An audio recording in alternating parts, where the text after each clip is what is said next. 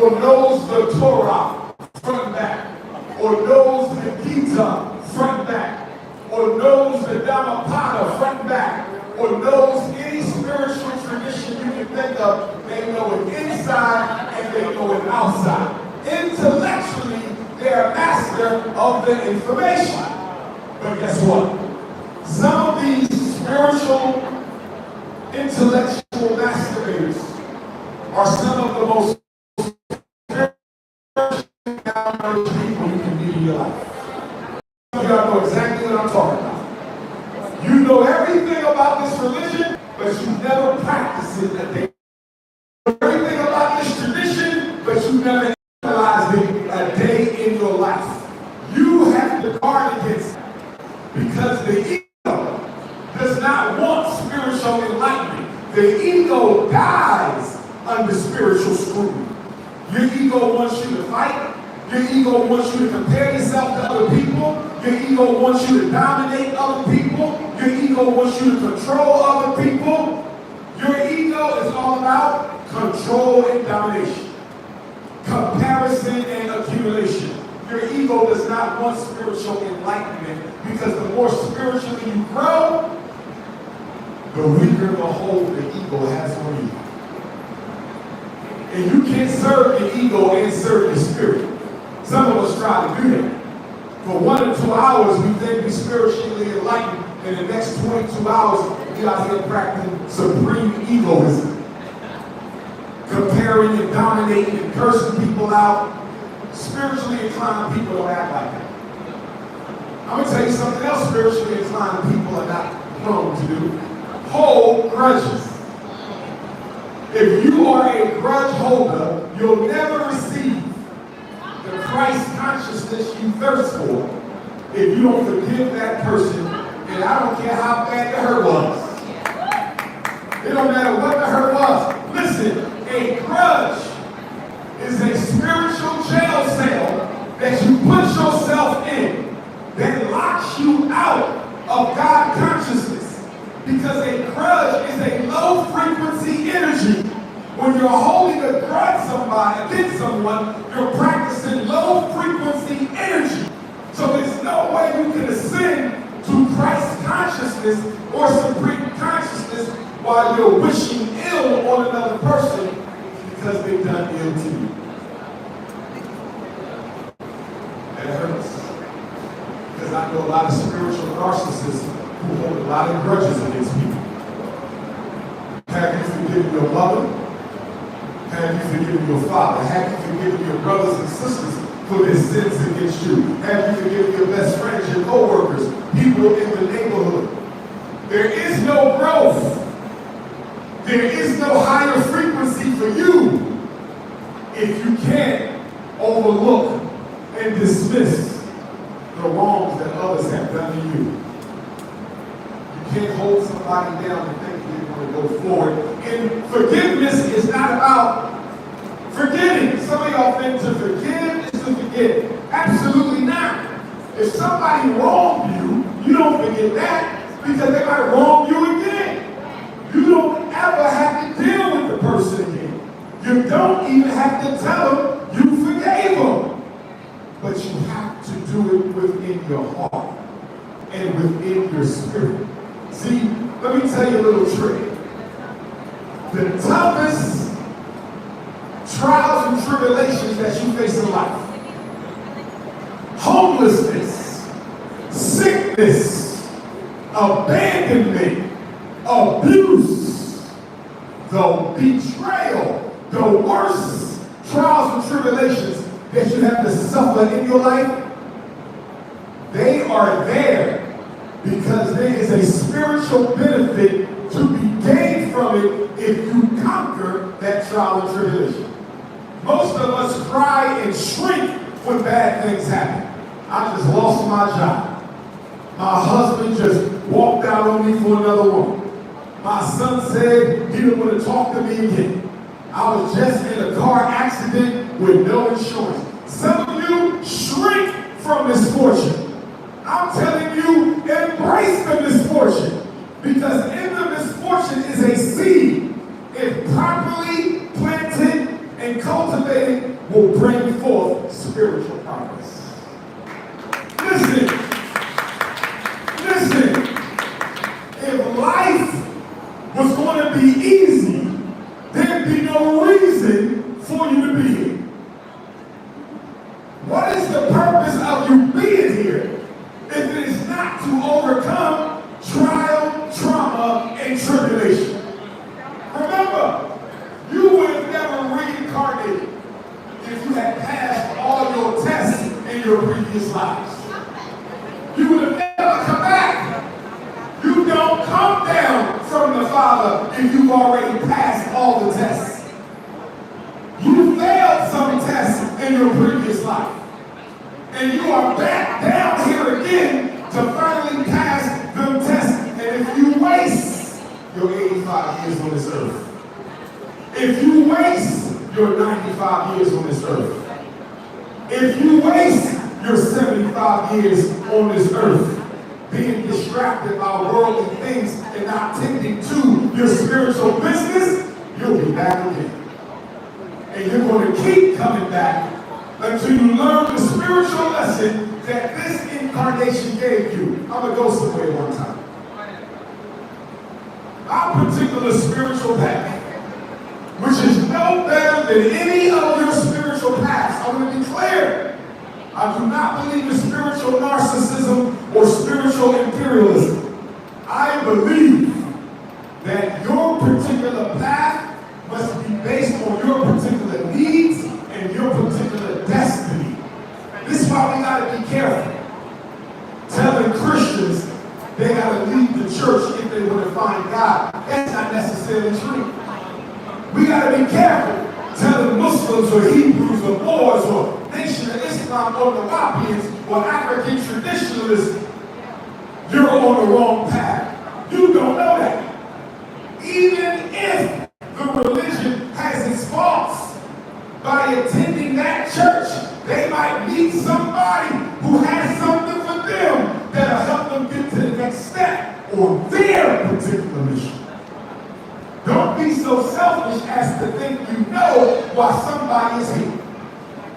I did not get nothing out of the church, but a relationship that will help me further my own spiritual growth. I may get nothing out of the masjid, but a relationship or an experience that might help me further my spiritual growth. So we got to stop pulling people away from the path they've chosen, because how do you know? Their destiny doesn't require for them to stumble and fall.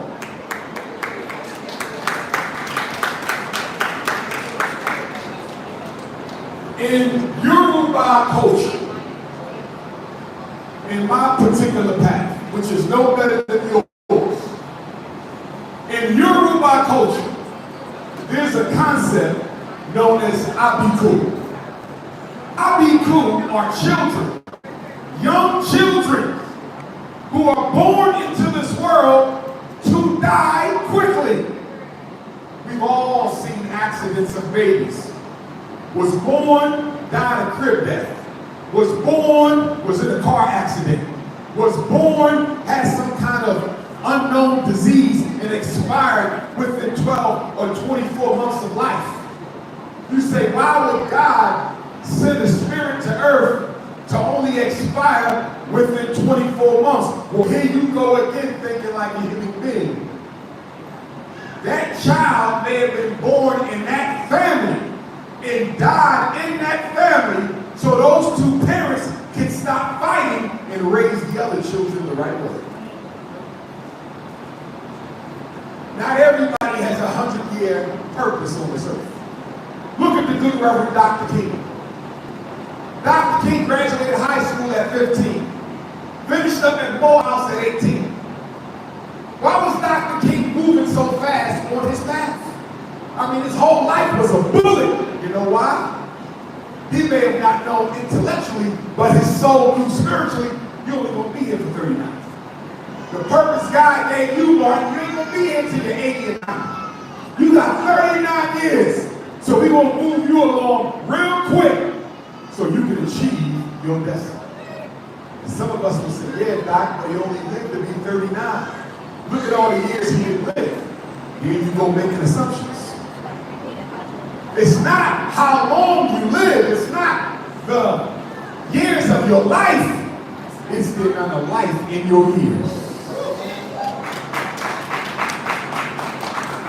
Some of you know people who went back to the Creator at 25 years old, who lived a fuller, more abundant life than people you know 100 years old. Get off of calendar time. Life is not linear, life is circular. It's a cycle. We go in circles as we move. That's why some of y'all will face the same spiritual challenges over and over again, because you do not learn from the previous one. When you experience pain, pain is a message from your spirit that you need to start doing things differently, but do you listen?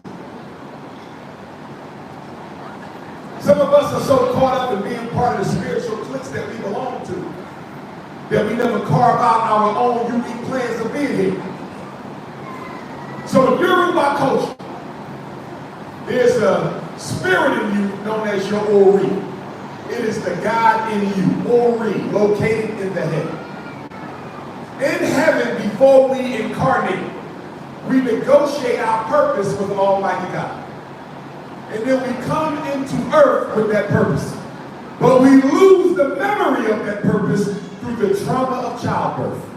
And your entire purpose on earth is to figure out your destiny and to fulfill it.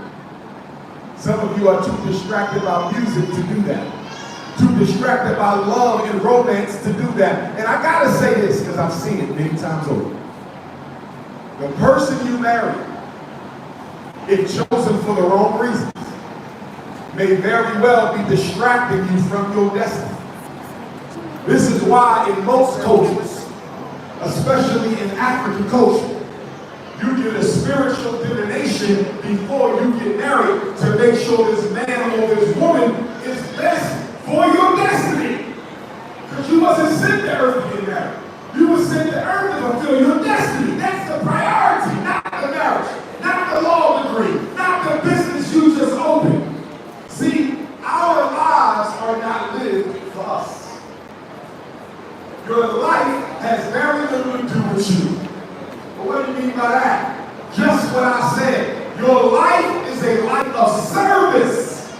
And if you haven't served anything but yourself, I can already tell you you're not on the divine path. Because selfishness is a disease and not a solution. If you are a selfish individual, I can promise you, you are not on the spiritual path. As someone who works with depressed people, do you know what I found? With depressed people, you know we got a crisis of depression in America. I mean, people are depressed. It's the biggest reason for addiction. And do you know what most depressed people have in common? Depressed people are preoccupied with the past. If you're sitting here right now and you still think about that divorce, you still think about the boyfriend who left you 10 years ago, you still think about your sister who stole from you. You're living in the past. And what's wrong with living in the past? It's over. Nothing you can do about it. And so do you know what we do in therapy with depressed people? The whole therapeutic relationship is based on trying to get this person to understand that you can't change what already was. We can change the way you think about it. We can change the way you feel about it. But we can't change it. So constantly going back to bad experiences ain't doing nothing but inflicting spiritual wounds on your soul. Depressed people can't stop worrying about what's already happened. They are attached to what was. Now let's compare them to anxious people. Depressed people are only worried about what? The past. And anxious people who suffer from generalized anxiety disorder, they're only worried about the what? Future. Depression and anxiety is the same disease. It's only whether you're dealing in the past or whether you're dealing in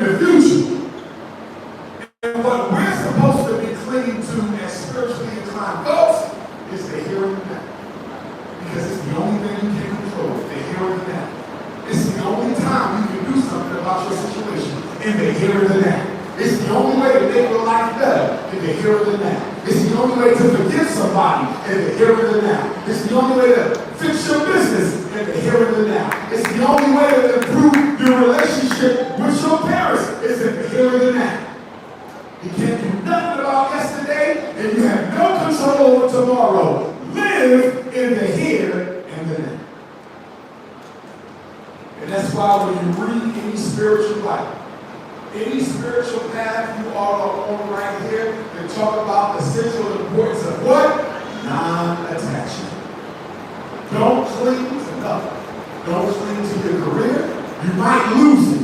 Don't cling to your car. You might lose it. Don't cling to your home. You might lose it. Don't cling to your wife. You might lose it. And guess what? Some of us end up suffering life-changing losses because you are so distracted by what you think you possess that the universe takes it away from you so you can regain focus. I'm going to say that again. We all know people who've been through that, right? You say you love the car too much, you might just lose the car more important than his wife, the car more important than his kids, the car more important than his mama, and you looking at him like, bruh, you sold some bad karma. Because karma ain't nothing but what? Spiritual reciprocity. All of us get what we give. And here's what you need to know about karma. See, the spiritual bank of the universe is a very strategic bank. Because you might have done something wrong 20 years ago and think you got away with it. And 30 years later, you paying back the karmic debt from your 20s and you in your 50s. Here's what you need to know. The universe sees everything you do, whether other people see it or not. You will pay for every bad thing you've ever done in your life before you leave. It might get you in your 8th decade. It might get you in your 7th decade. It might get you in your 6th decade. Brothers, let me give you a story I know of a brother I work with. He was what women would call a dog. He loved the cookies. Spiritual cookies, materialistic cookies, Atlanta cookies, Savannah cookies, Albany cookies, College Park cookies. He loved butter almond cookies, butter pecan cookies, caramel cookies, fudge cookies, cinnamon cookies, peanut butter cookies. He was a Georgia cookie monster. And after running through the sisters in Georgia, all through his 20s, and running through the sisters in Georgia, all through his 30s, he turned 40. Met the queen of his life. He said, Dr. Umar, I'm done. I met her, I'm not playing, I want you to marry us. I found her. This man thought it was over. He forgot the universe got to pay you back. You got a debt you owe to the feminine principle for taking advantage of a woman. And don't you know, about a year or two into that marriage, he found out that she was in love with another man. And she ended up leaving him after 2 years of marriage for another man. In other words, what he had done for 20 years to other women was done to him the minute he found the right one. Y'all see how this works? You will always get paid back. The only way the universe will discharge some of your debt that you owe, you still got to pay most of it back. But the only way the universe will discharge some of the debt that you owe is if you progress spiritually and get some of the interest acquitted through charity. Sincere charity. What is sincere charity? The doing of good because it is good, expecting nothing in return. How many of us know about that? Because we know how to charity, but it ain't the kind that does good because it's good, expecting nothing back. It's the charity when you keep an account of everything you do for other folks. That's not charity, that's an investment. If I do something for you right now, me some of that shea butter. Because I gave her a Dr. Umar book. That wasn't charity because I really want something back. I invested in myself. It wasn't even about you. See how selfishness operates? That's how selfishness will play games with you. You think you're holier than thou. You think you're the most charitable person in Atlanta. But you're going around investing in yourself through other people. You don't get no credit for that from the spiritual bank of the universe. How many of us spend time with children? Raise your hand if you spend time with children other than your own biologicals. Some of your hands have come down. You see that? You're supposed to spend time with your biologicals. They're yours. So commend you for being a good parent. Because a lot of us, what we do today, we got drive by our parents. They don't spend no time with their kid. They just drive by. They go a new laptop. Drive by. They go some new weed.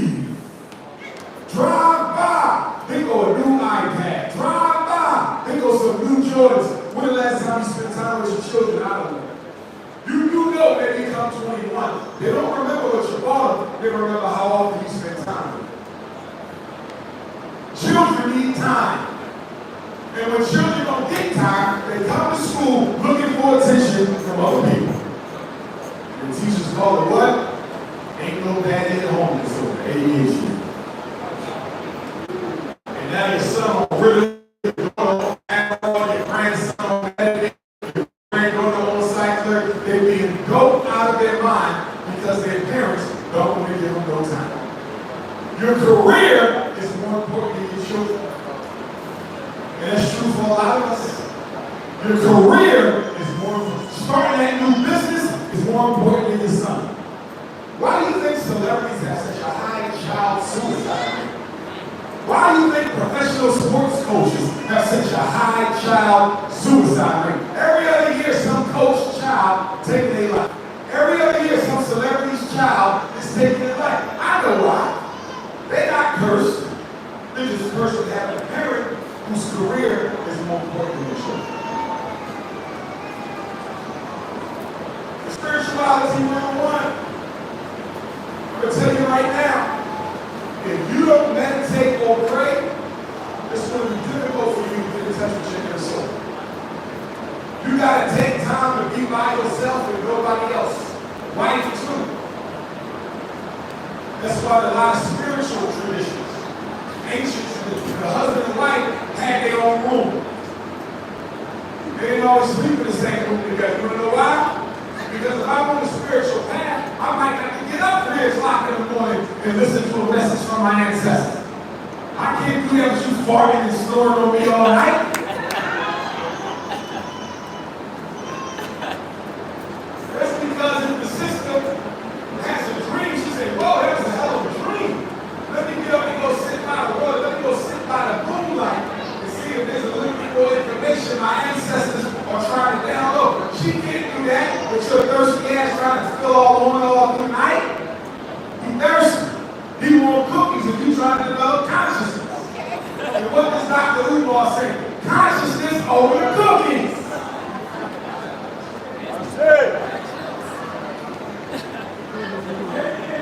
Listen. There's nothing that will stop you more on your spiritual journey than to end up with a spiritual vampire living in your home. And you know who's most likely to end up with a spiritual vampire? Somebody of high spiritual vibration. Because vampires like to do what? Feed off your energy. And you stand there, sister, you say, what made him come after me? We ain't got nothing in common. He needs your energy. Spiritual vampires need people of high energy to feed off. And if you are not focused on your spiritual path, you'll end up with the wrong person. You ever date somebody who brought nothing but misery into your life? Every day it's another problem. You ain't happy no more. You don't have fun no more. You're like, what's wrong with my life? Ever since I got engaged, I just ain't happy no more. That's because you put having a partner over spiritual progress. Be careful with who you spend the rest of your life with. They might block you from fulfilling your destiny. We live in a selfish world. And in the world we live in, people do not tell you what their problems are when they show up. You know how you buy a used car? They give you a whole list of what's wrong with the used car, don't they? You need a new carburetor, the transmission slipping, tires is beat, back light broke out. What about when you get a new house? They'll tell you the roof got a few leaks, the plumbing is about to go. Normally when you get something used, you get a list of problems. Not when you get used people. And all of us have been recycled unless you were the first person you ever been intimate with, and if you are, congratulate you. Most of you are not with the first person you've been intimate with, so you've been used. Recycle. That's not a bad thing. The problem is, when your recycled ass need another recycled person, and you don't give them a list of baggage you come in a relationship. You notice when we date, you only project our best to the other person. You never project your worst in the first couple of days. That's when you have nobody. Black woman, you don't cook, but you cook every night showing out the first day. Because you're trying to get you that. Black man, you don't hold the door for no woman, but you held the door every day because you get her your public self. It's not until we move in together, she get pregnant, or we get engaged, now you start seeing the real person. You ever see people date for 20 years and never had a problem, got married for 1 year, but most of the 6 months? You know how that happens, right? Them 20 years, that was easy to fake that, because we never lived together. I'll pick you up, go eat, go to the movies, go on a cruise, go on a vacation, bake some cookies, take you home. That's easy for 20 years. But now we live together. I didn't know your baby dad bangs on the door at 2 o'clock in the morning. You didn't know I had 2 extra cell phones for my baby moms. You didn't know that until you slept with me. You didn't know I would put the toilet seat down. I didn't know you would wash your hands before you go. You didn't know I would fix a flat car. I didn't know that you only take a bath once a month.